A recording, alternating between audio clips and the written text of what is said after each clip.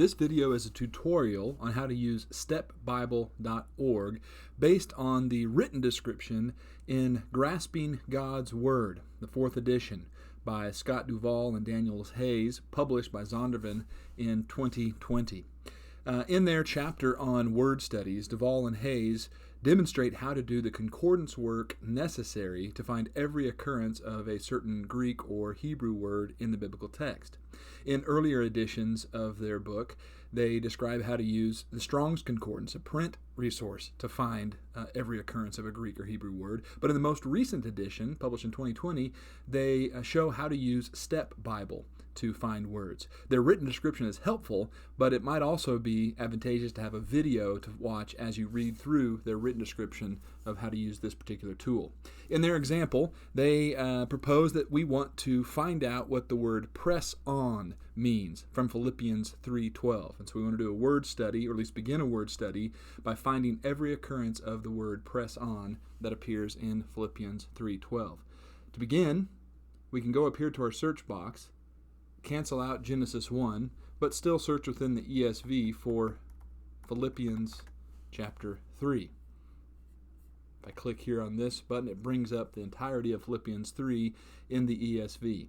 Then I can scroll down to verse 12, find the word press on that I want to study, and you'll notice already some information pops up at the bottom of the page. But if I click on press on, then a dialog box appears on the right-hand side of the screen that gives me a lot of important information.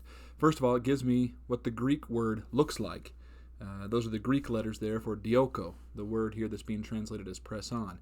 Then it also gives me the transliteration, so it changes those Greek letters to English letters. So if I can't read Greek, I might still be able to approximate what this word might sound like. It offers a general definition, and then under the meaning section, it lists the various types of meaning that this word might carry when it's used in the New Testament. This helps to build out the semantic range of the word. What are the possibilities? And if I scroll down even further in this section on the LSJ dictionary, it does the same thing, but not just for what's found in the New Testament, but what's found in other Greek literature outside of the Bible. And so this part will be a little harder to comb through if you don't already know Greek a little bit. But even here you can see in bold that they are highlighting what the various meanings are of this word in other Greek literature.